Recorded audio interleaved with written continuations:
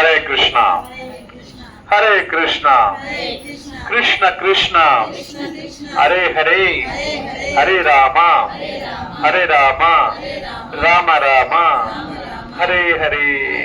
Srila Prabhupad key జై. ఈరోజు మనము 9వ అధ్యాయం 31వ శ్లోకం నుంచి చెప్పుకుంటాం. అందరూ చెప్పండి. క్షిప్రం భవతి ధర్మాత్మా శాశ్వతం నిగచ్చతి కౌంతేయ ప్రతిజానేహి నమే భక్త ప్రణశ్యతి. ఇక్కడ భగవంతుడు క్షిప్రం భవతి ధర్మాత్మ అన్నమాట. క్షిప్రం అంటే శీఘ్రముగా, శీఘ్రముగా, తొందరగా. ఈ పురోగతిలో ఉండేవాళ్ళు అంటే ఎవరైతే జపం చేస్తూ భగవంతుడి సేవ చేస్తూ ఉంటారో అటువంటి నా భక్తులు ధర్మాత్ములు. ఎవరు ధర్మాత్ములు? ధర్మం పాటించేవాడు ధర్మాత్ముడు, పాపనిర్వహించేవాడు పాపాత్ముడు, రాక్షసుగా ఉండడు రాక్షసుడు. ఇక్కడ ధర్మాత్ముడు గురించి మాట్లాడు. ధర్మ ఆత్మ. ఆత్మ అంటే ఏమిటి? మన నిజస్వరూపం ఆత్మ. కానీ ధర్మాత్మ అంటే తను ఎవరో తెలుసుకున్నవాడు ధర్మాత్ముడు. తను ఎవరు? మనం కృష్ణుడు యొక్క దాసులము, కృష్ణుడికి సేవ చేయాలా అనే విషయాన్ని ఎవరైతే గుర్తు పెట్టుకుంటారో, ఎవరైతే తెలుసుకుంటారో అటువంటి వాళ్ళు ధర్మాత్ములు. నామ సంకీర్తన చేయాలా. కృష్ణుడు ఒక నామ గుణ రూప లీల, ఇవి 4 గురించి చర్చిస్తూ చేస్తూ ఆచరిస్తూ ఉండేవాడు ధర్మాత్ముడు. ఎలాగైతే కాకరకాయ ధర్మం చెడుగా ఉండడం, ఉప్పుకు ధర్మం తీయగా ఉండడం, అంతే కదా. ఉప్పు తీయగా ఉంటుంది కదా, ఎట్లా ఉంటుంది? ఉప్పు ఉప్పుగా ఉండదు. అలా ఎలాగైతే వస్తువులు తన ధర్మం పాటిస్తుందో, కానీ మానవుడు మాత్రం తన ధర్మం పాటించలేకపోతున్నాడు. ఎందుకు మానవుడు తన ధర్మం పాటించలేకపోతున్నాడు? మమ మాయ దురధ్యయ. కృష్ణుడు భగవద్గీత ఏంటన్నమాట, నా మాయ చాలా శక్తివంతమైంది, నా మాయను ఎవరు అతిక్రమించలేరు. ఎవరు అతిక్రమించగలుగుతారు? హరే కృష్ణ కృష్ణ కృష్ణ హరే హరే, హరే రామ రామ రామ హరే. ఎవరైతే నా ఒక నామానికి శరణాగతి పొందుతారో అటువంటి వాళ్ళకి మాత్రం సులభ సాధ్యమంట. ఎలా? ఆవు గిట్ట అంటే చిన్న దూడ, ఆవు దూడ ఉంది కదా, లేక దూడ, దాని ఒక గిట్టలో నీళ్ళు ఎంత పడుతుంది? పాదాలు కింద పడితే ఆ నీళ్ళు కొద్దిగా పడుతుంది అన్నమాట. అలాగా ఈ భవసాగరాన్ని ఆవు గిట్టతో ఉన్న లోపల ఉన్న నీళ్ళతో పోలిస్తారన్నమాట. ఆవు తడి నేల మీద నడిచిపోతే దూడ దాని గిట్టలు పడి కింద ఇంకొక మన పాదాలు పడే అచ్చుముద్ర అవుతుంది. ఆ అచ్చుముద్రలో నీళ్లు పడితే మనం ఈజీగా దాటవచ్చు, అవునా కదా. సముద్రాన్ని మనం దాటగలమా? ఒక బావిని కూడా దాటలేము. ఎంత పెద్ద వీరుడైనా వీరుగా వచ్చి ఎగిరినారంటే బావిలో పడిపోతాడు. అటువంటి మనం సముద్రం దాటవచ్చు అంట. ఏ సముద్రాన్ని దాటచ్చు? భవ సముద్రాన్ని, భవసాగరాన్ని. భవసాగరం ఉండేది జన్మ మృత్యు జరా వ్యాధి, ఇది భవసాగరం, ఇది సంసారము. దీని నుంచి మనం బయటపడచ్చు ఎప్పుడు? భగవంతుడి నామానికి శరణాగతి పొందినప్పుడు. హరే కృష్ణ కృష్ణ కృష్ణ హరే హరే రామ రామ రామ. ఇటువంటి వాళ్ళు అంటే ఈ యొక్క భక్తియుక్త సేవ చేస్తూ, నిత్యం జపం చేస్తూ, కీర్తన చేస్తూ, సేవ చేస్తూ, ఏకాదశి పాటిస్తూ, గోసేవ, భక్తుల సేవ, భగవంతుల సేవ చేసుకుంటుండే వాళ్ళు ధర్మాత్ములని ఇది అర్థం. అటువంటి ధర్మాత్ములు శాశ్వతం నిగచ్చతి, శాశ్వతమైన సత్యముగా శాశ్వతంగా వాళ్ళు నిగచ్చతి అంటే ఇక్కడి నుంచి నా ధామానికి వచ్చేస్తారన్నమాట. అటువంటి వాడు నశింపడానికి అంటే పాడైపోవడానికి, దిగజారిపోవడానికి అవకాశమే లేదంటాడు.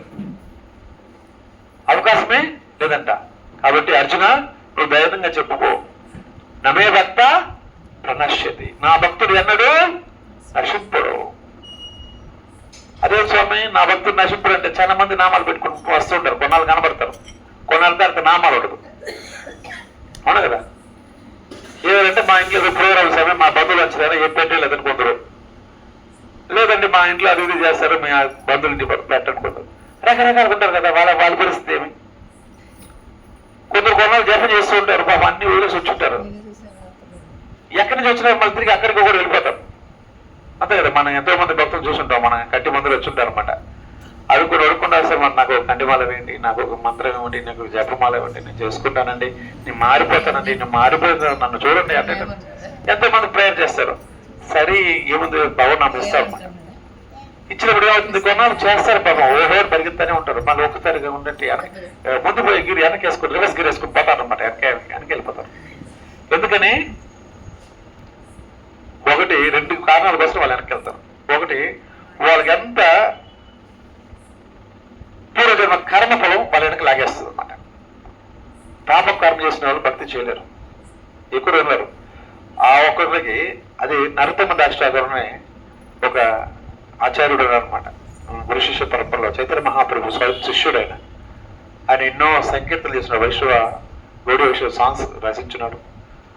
అలాంటి ఒక గొప్ప వైష్ణవుడు ఏం చెప్తాడంటే, ఒక వైష్ణవుడు తనకి దగ్గొచ్చినప్పుడు దగ్గి ఆ గల్లని ఊసున్నాడేమో, నేను గట్టిగా బుడిచినప్పుడు ఆ ఒక వైష్ణవుడు యొక్క ఎంగిలి నా మీద పడిందేమో, అందువల్ల నేను ఈరోజు హరే కృష్ణ కృష్ణ కృష్ణ హరే హరే, హరే రామ రామ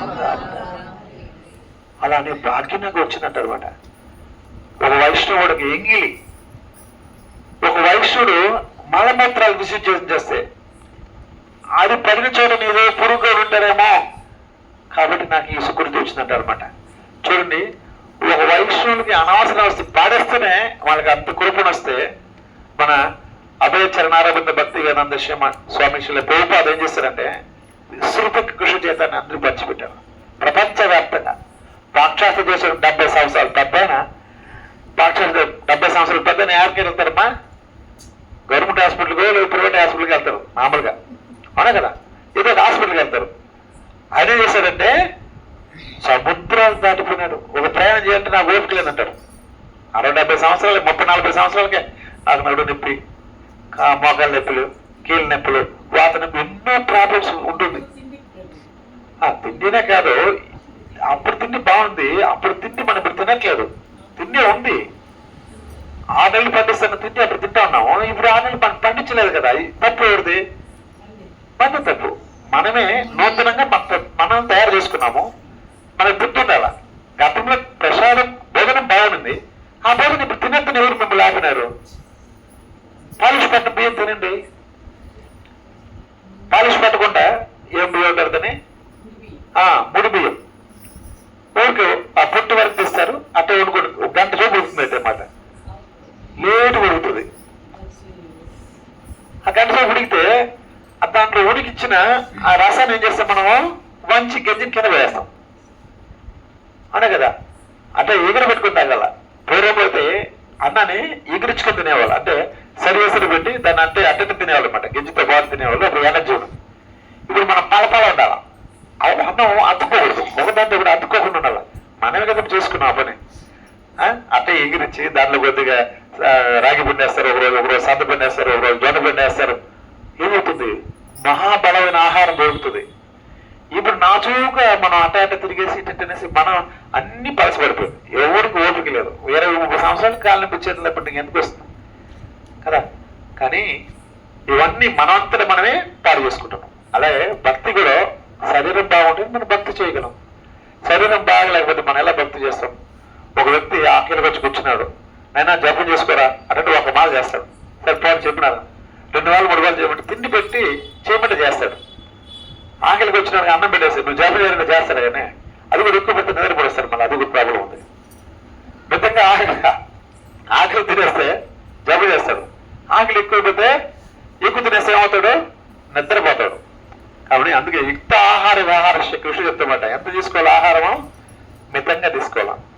మనం ఏమి తింటే మనకు మంచిదో దాన్ని తెలుసుకుని మనమే తినాలి. ఏదో తింటున్నారు, పిజ్జా బర్గర్ అటనేసి అడ్వర్టైజ్మెంట్ వేస్తారనమాట. నూడిల్స్, మా నూడిల్స్ తింది, మా కంపెనీ నూడిల్స్ తింది బాగుంటుంది లాగుతారు. వస్తే నోట్లు పెట్టుకుని లాగుతారు. ఇటు కూడా మనం లేకపోతే బాగున్నాయి అటు మనకు అనిపిస్తుంది. సెట్ దోశలు మసాలా దోశలు తినే మనము ఏం తింటాం, పిజ్జాల పరకలు తింటాం అన్నమాట. ఏమవుతుంది, మన ఆరోగ్యం క్షీణించిపోతుంది. అది అరగదు, లేటుగా అరుగుతుంది. అన్ని మైదాతో చేస్తారు. సంథింగ్ మైదా తినొచ్చు, అది ఎప్పుడో నెలకోసారి సంవత్సరం ఒకసారి తింటే ఏ ఇబ్బంది లేదు. తరచు దాన్ని తీసుకుంటే అవుతుంది, ఆరోగ్యం నశించిపోతుంది. అప్పుడు కృష్ణుడు ఏది ధర్మాత్మ అంటాడు. ధర్మాత్మని మితమైన ఆహార పద్ధతులు ఉండేవాడు. ఆహారపు పద్ధతి కూడా ధర్మాత్ముడికి ఆహార పద్ధతే కాదు, ఎంజాయ్మెంట్ అంటే తిరిగి చూడడం, విలాసం తిరగడం అంటే ఉంటుంది. అది కూడా మితంగా ఉండాలి, అది కూడా ఎక్కువ చేయకూడదు. భగవంతుడి సేవ అమితంగా చేయొచ్చు, తన యొక్క సేవ చాలా వరకు తగ్గించుకోవాలి. భక్తులు సేవ చేయొచ్చు. చాలా మంది అంటారు సేవ చేస్తే వీళ్ళ కష్టమండి అటని. ఏమంటే 1000 మందికి 2000 మందికి వంట చేస్తే కొద్దిగా శ్రమ వస్తుంది. ఒకరు చేస్తే 10 మంది చేస్తే శ్రమ తగ్గుతుంది. అంటే చేసే వాళ్ళకి మనం ప్రోత్సహించి వాళ్ళతో మనం సహాయపడితే ఏమవుతుందంటే వాళ్ళ శ్రమ తగ్గుతుంది. వారికి అత్యంత ఒకరు ఇద్దరే కష్టపడతారంటే కొన్నాళ్ళకి ఏమవుతుంది, వాళ్ళు కూడా అలసిపోతారు. కాబట్టి చేసే వాళ్ళకి మనం సహాయపడాలా, మనమం నేర్చుకుని చెయ్యాలని ఆతృత మళ్ళీ పెంచుకోవాలా. ఎప్పుడు నేను కాయగూరలే కట్ చేసేస్తానంటారు మన డ్యూటీస్ వచ్చి. కటింగ్ చేయడానికి చాలా మంది కొత్త కొత్తలు కూడా చేయొచ్చు. మనం ఎన్ని సంవత్సరాలు కూడా కటింగే కాదు, కొద్దిగా పెనం మీద కూడా బాణల మీద తిప్పాలి మనం. అలా చేస్తే ఏమవుతుందంటే మన ధర్మాన్ని పాటించిన వాళ్ళు అవుతాం, అంతే కదా. మన శరీరం మనం చూసుకోవాలా, మరి మన శరీరం మాత్రమే చూసుకుంటే కూడా మనం అంత మంచిది కాదు. కాబట్టి ఇక్కడ భగవంతుడు చెప్తున్నాడు, కౌంతేయ ప్రతిజానీహి నమే భక్త ప్రణశ్యతి. నా భక్తుడు ఎన్నడు నశింపడు. ఎందుకంటే అతనికి భయం ఉండదు. మొట్టమొదటి శత్రువు మనలో ఉండే భయమే. శరీరంలో ఉండే బలం కంటే కూడా మన భయం చాలా భయంకరమైనది. బలహీనత కంటే కూడా భయం చాలా భయంకరమైనది. కరోనా వచ్చిన తెలిసిపోయింది అందరికీ. చాలా మంది భయంతో చచ్చిపోయినారు, రోగం రాకుండా చచ్చిపోయినారు. వాడు కరోనా వచ్చినా కొందరు చేస్తే కరోనా వచ్చేసి ఏం చేయాలనేసి ఆత్మహత్య చేసుకొని చచ్చిపోయినారు. చాలా మంది ఉరి పోసుకొని చచ్చిపోయిన వాళ్ళు, మందు చచ్చిపోయిన వాళ్ళు. అంటే వాళ్ళ పోతే సవాలు కూడా వేరనేసి రకరకాల పుకార్లు భయంకర. అప్పుడు అర్థమైపోయింది మనిషి కండిషన్ ఎట్లా ఉంటుందనేసి. ఈ కరోనా వచ్చిన కూడా ఒక రకం మంచిదే. ఎందుకంటే ఎవరి స్థాయి ఎంత చచ్చిపోయింది, లేకపోతే అందరూ కూడా ఎగరేసుకుని తిరుగుంటాం. ఒక దెబ్బకి ఉండెలకు రాలిపోయిన పెట్టలాగా రాలిపోతున్నారు అనమాట. దెబ్బకి పట పట పట పట పట ఘోరమైన సంభవం. ఒక జ్వరము, ఒక చలి జ్వరము అంత మనిషిని కుంగదీస్తుంది అనమాట. అంతే మన పరిస్థితి. కాబట్టి మన శరీరం బాగున్నప్పుడు భగవన్ నామం చెప్పుకోవాలి. మన శరీరం బాగున్నప్పుడు ఏం చేయాలా, భగవన్ నామం చెప్పాలా. హరే కృష్ణ హరే కృష్ణ కృష్ణ కృష్ణ హరే రామ రామ రామ. అందుకే కులశేఖరరావు చెప్పారన్నమాట, నాకు కంఠం ఈ గల్లొచ్చి అడ్డుపడుతుంది, నేను చెప్పలేకపోతానేమో, నా కంటికి నీ బింబం కనపడదేమో, నా కాలు చేతులు నడిచి నీకొచ్చి నీ వర్షపులేనేమో, కానీ కృష్ణ ఇప్పుడే చెప్తున్నాను, ఇప్పుడే నన్ను గుర్తుపెట్టుకో, ఇప్పుడే నువ్వు పాడేస్తున్నాను, ఇప్పుడే గుర్తుపెట్టుకో, అప్పటికి నా వల్ల అవుతుందో అవుతుందో నాకు తెలియదు, కాబట్టి గుర్తుపెట్టుకోవయ్యా అనేసి బాధపడతాను అనమాట ముకుందమాల స్తోత్రంలో. అలా మనం కళ్ళు బాగున్నప్పుడు మనం పని చేసుకుంటాం, శరీరం బాగున్నప్పుడు మనం పని చేసుకుంటాం. మన వాళ్ళకి అన్ని కష్టపడతాం, అన్ని పెట్టేస్తాం. 60-70 సంవత్సరాలకు వచ్చి, స్వామి మీ గుళ్ళో నేను సేవ చేసుకునేదా అంటే నడుపుతారు అనమాట. నాకు ఏదైనా సేవ చేయండి గుళ్ళని. గుళ్ళు వాళ్ళకి మనం సేవ చేయాలా 60-70 సంవత్సరాలకి. యవనంతా వదిలేసినాక యవనంలో మనకి రావాల్సిన భగవత్ సేవ కావాల్సిన మన శరీరం వదిలేసి మనం ఏం చేస్తున్నామంటే పెద్దవాళ్ళు అయిపోయినా. ఇప్పుడు కాదు, చాలా మంది అంటారు అనమాట, భక్తి చేసుకునే ఇప్పుడు కాదులే, ఇంకా టైం ఉంది, ఇంకా టైం ఉంది. ఎంత టైం ఉందో తెలిస్తే అంత టైంలో మనం కేటాయించుకోవచ్చు. పరీక్షిత్ మహారాజుకి 7 రోజులకు టైం ఉన్నది తెలిసిందనమాట. ఆయన దాన్ని సద్వినియోగం చేసుకున్నాడు. నిద్ర ఆహారాలన్నీ మానేశాడు. నిద్రపోలేదు, ఆహారం తీసుకోలేదు, లేచి ఏడుకు పోలేదు అనమాట. స్ట్రిప్ గా వెళ్ళిపోయినారు. మనందరికీ ఆయన ఆ రోజు సంగతి బట్టి తిన్నాడేమో, సంగతి తిన్నాడేమో, బాగా స్టడీగా ఉన్నాడు. మనం పాలిష్ బండి పోయింది తింటాం, మనం స్టడీగా కూర్చోలేకపోతుంది. ఆయన అంత స్టడీగా ఉండి 7 రోజులు భాగవతం శ్రవణం చేసి, కేవలం శ్రవణం చేస్తే ఆయన భాగవతం వెళ్ళిపోయినాడు. మనం 10 నిమిషాలు కూడా కూర్చోలేం. కాబట్టి ఏం చేయాలి మనము? మన తపోశక్తిని పెంచుకోవాలా. ఎలా పెంచుకోవాలా? భగవంతుడిగా నామ గుణ రూపాల లీలలను చర్చించి భక్తులతో కథ చెప్పి కూడా చెప్పించుకొని శ్రవణం చేస్తూ మనం శరీరంలో బలం పెంచుకోవాలి. అందరూ అనుకుంటే తీసుకునే ఆహారం వల్ల మనకు రోగం వస్తుంది, కానే కాదు. తీసుకునే ఆహారం వల్ల మనకు రోగము రాలేదు, బలహీనత రాలేదు, కర్మ చేత ఇవన్నీ వస్తుంది. ఏమంటారు? కృతజన్మ పాపం వ్యాధి రూపేణ జాయతే అని చెప్తారు. మన భావతం చెప్తుంది, కృత జన్మలు మనం చేసుకున్న పాపము దేని ద్వారా పోతుందంట? వ్యాధి రూపేణ జాయతే, వ్యాధి ద్వారా పోతుందన్నమాట. అంతేగాని ఈ సంవత్సరం ఇప్పుడు మనం కష్టపడిపోయినాము అందుకని మన శరీరం డొక్కైపోయిందని కాదే కాదు. గత జన్మలు మనం చేసుకున్న పాపము ఎన్నో జన్మలు, ఎన్ని జన్మలు ఉంటుంది? సముద్రం నీటి బిందె అంతా, సముద్ర నీటి బిందె లెక్కించగలమా? ఇసుకరైనా అంతా లెక్క పెట్టలేము. మనకి అన్ని జన్మలు ఎత్తుకున్న తర్వాత మనం ఏ జన్మలు ఏ పాపం చేసామో తెలియదు కదా. ఈ జన్మకు బాగానే ఉన్నాం. చాలా మంది మమ్మల్ని అడుగుతారు అనమాట, స్వామి మీరేం స్వామి ఇంత భక్తి చేసుకుంటే మీకు ఆరోగ్యం బాగా వస్తుంది అని అడుగుతుంటారు.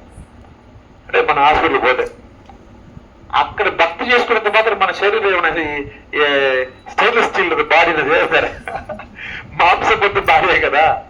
గత జన్మ కర్మ బట్టి రోగం వస్తుంది. ఇదే నాకు అర్థం కాదు. అంటే ఎగటకారంగా మాట్లాడటం మన భక్తులు అని మన మాంసం తిని అర్థం చెప్తాం కదా.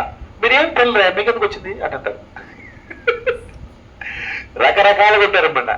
వాళ్ళకి అర్థం కాదు, పాపం తెలియదు. ఏదో అంటే కొద్దిగా మనం డామినేట్ చేయాలనుకుంటారు. కానీ అటువంటి వాళ్ళు కూడా జపం చేసుకునే అవకాశం భగవంతుడు ఇవ్వాలి, మనం ప్రార్థించాలి. కాబట్టి ఈ యొక్క భగవంతుడు ఎలా మనం రక్షిస్తాడు, ఎలా మనల్ని కాపాడుతానని అనుకోవడానికి ఒక చిన్న కథ ఉంది. వెస్ట్ బెంగాల్లో మాధవదాస్ అని ఒక భక్తుడు ఉన్నాడు అనమాట. ఏ బెంగాల్లో? వెస్ట్ బెంగాల్లో మాధవదాస్ అని ఒక భక్తుడు. మన గ్రూప్ లో కూడా కథ పెట్టారు. మీరు చదివినారు? ఎంతమంది చదివినారు? చదివినారమ్మా? ఏమన్నా గ్రూప్ లో కథ చదివినారా? చదివినావా? ఒక బిడ్డ చదివిన పోలే అంత కష్టపడిందానికి 180 మంది ఉన్నారు మన గ్రూప్ లో. ఒక్కరు చదివినారు. సంతోషం, ఒక్కరినే చదివినారు. అక్క మాధవదాస్ అనే భక్తుడు ఉంటాడు. ఆయన భక్తుడు కాదు, మంచోడు. ఎప్పటి వరకంటే తన భక్తురాలైన భార్య చనిపోయేంత వరకు భార్యను బాగా చూసుకుంటాడు, ఆయన పని ఆయన చేసుకుంటాడు. కానీ భార్య మంచి భక్తురాలు, ఎంతో ప్రాధాన్యపడుతుంది. స్వామి జగన్నాథ స్వామి చాలా దయామయుడు, జగన్నాథ స్వామి చాలా దయమాడే కదా. ఎందుకని? ఆయన కూడా కృష్ణుడే కదా. ఎందుకు ఆయనకు అంత దయ వచ్చింది?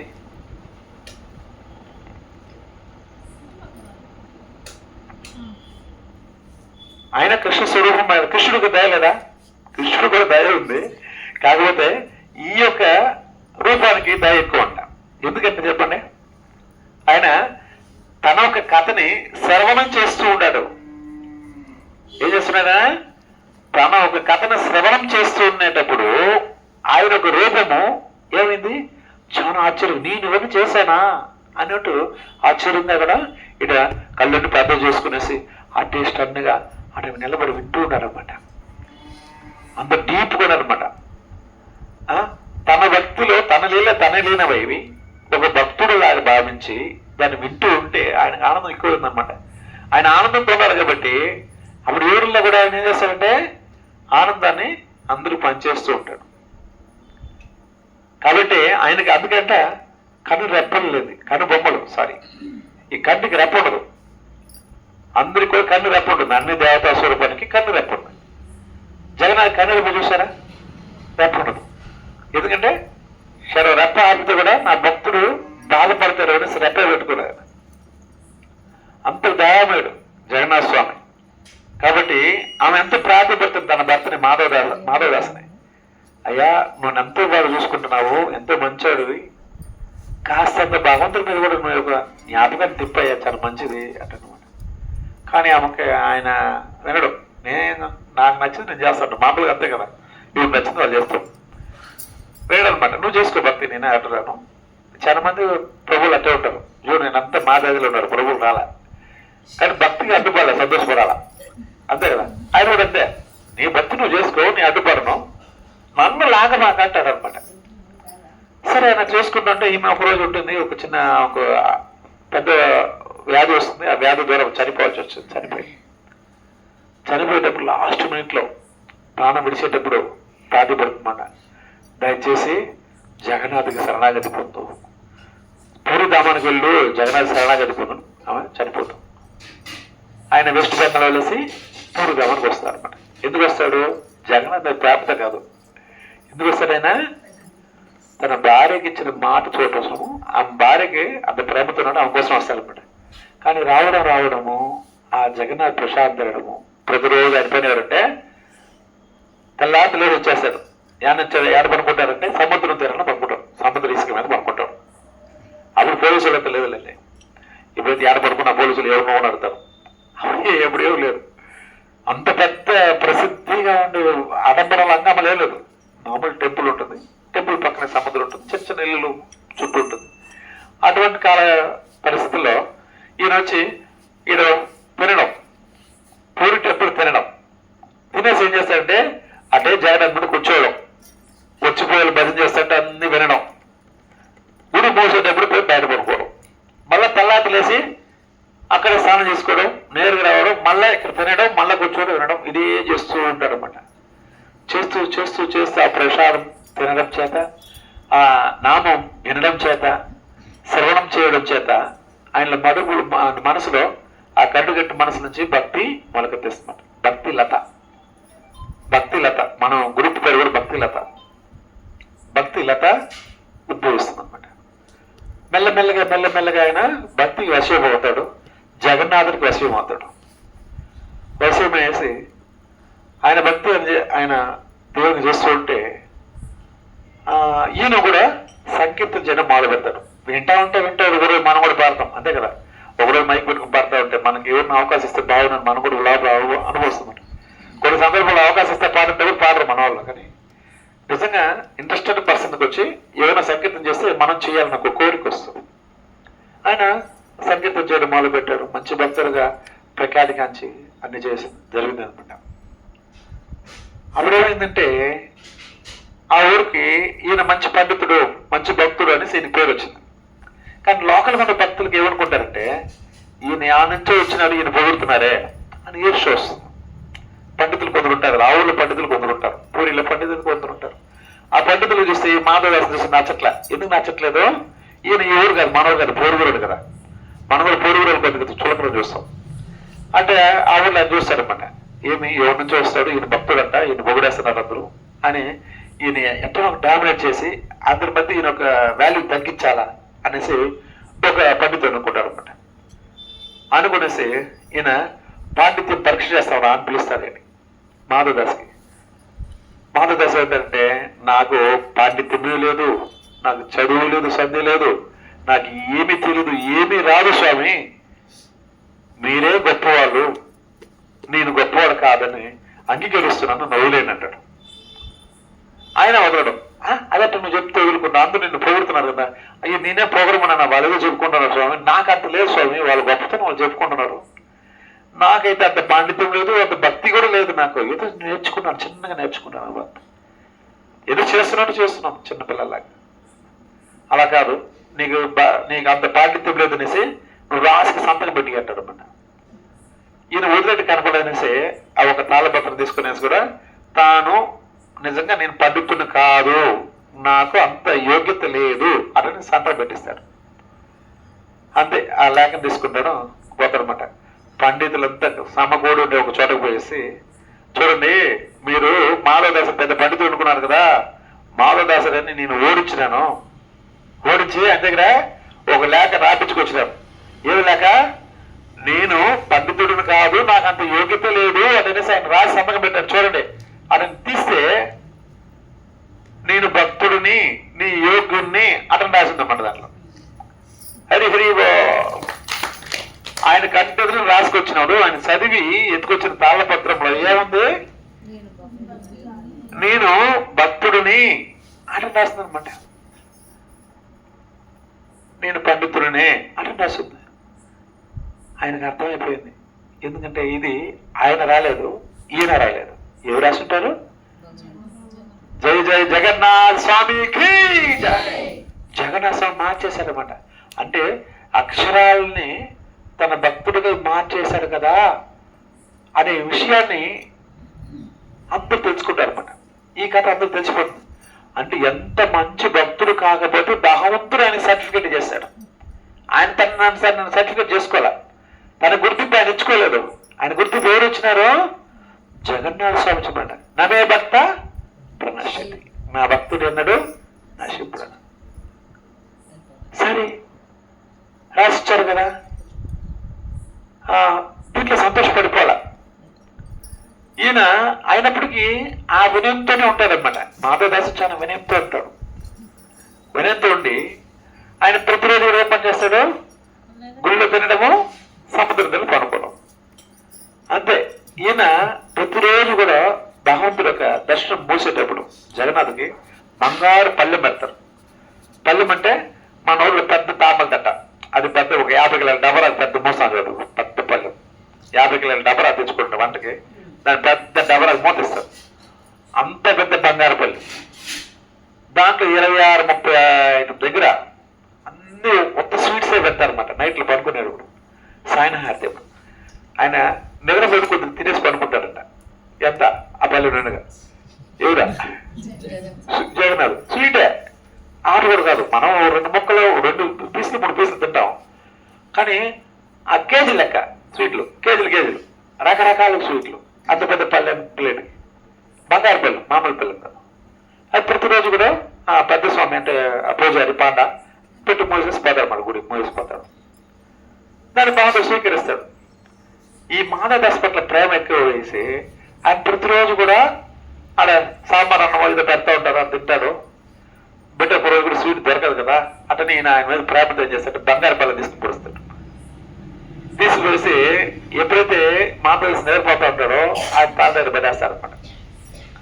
ఇటు తిరిగి పడుకుంటే లోపల పోతా ఉంది వాసన, ఏదో వాసన వచ్చేస్తుంది. అతను లేచి కూర్చునేస్తాడు. ఇది ఎవరు తెచ్చిపెట్టినారు, ఎలా పెట్టినారు, ఏమి చూడలేదు. భగవంతుడు నాకు తెచ్చినారు అనుకున్నాడు.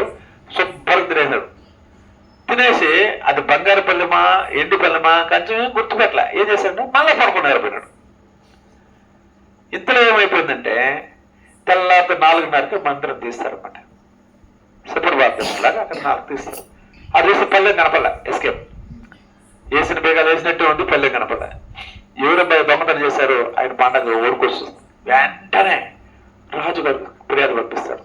స్వామి మన గర్భగుడి నుంచి బంగారు పల్లెం కనపడలేదు. బంగారు పల్లెం కనపడలేదా అటనేసి వెంటనే బడులు పంపిస్తాడు రాజు. అంటే చర్చించండి, చుట్టుపక్కల ప్రాంతాలను చర్చించండి. ఎప్పుడైతే వీధులు దండి కొనగా అప్పుడు అంత వీధి లేదు, సింపుల్గా ఉంటుంది అనమాట. వాళ్ళు వెతుకుతూ సముద్ర తీరానికి వస్తే ఈయన పక్కన తల దగ్గర ఉంటుంది అనమాట బంగారపల్లి. ఎవరి పక్కన ఉంటుంది? మాధవదాస్ పక్కన. హరిహరి వాళ్ళ పేరు గుర్తు పెట్టుకున్నారు, మంచి భక్తులు ఉంటుంది. పక్కన ఉంటే ఏమనుకుంటారు అందరూ? ఆయన బంగారాన్ని కూడా దాన్ని గుర్తుపెట్టలే. ఏదో ప్రసాదం బాగుందని పంపించాను, తినేశాడు. ఏమి తెచ్చిపెట్టినాను కూడా చూడలే. ఆయన వచ్చే ఆ మూడు వేరే అనమాట. మాధవదాస్ మూడు వేరే. ఉంటే తింటారు, లేకపోతే గమ్ముంటారు, ఆ టైప్ అనమాట.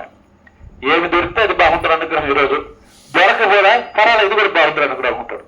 కడుపును మార్చుకోగలడు, కడుపు నిండుగా తినగలడు, అన్నీ చేసుకోగలడు. సమయం దగ్గర ఉంటారు అనమాట.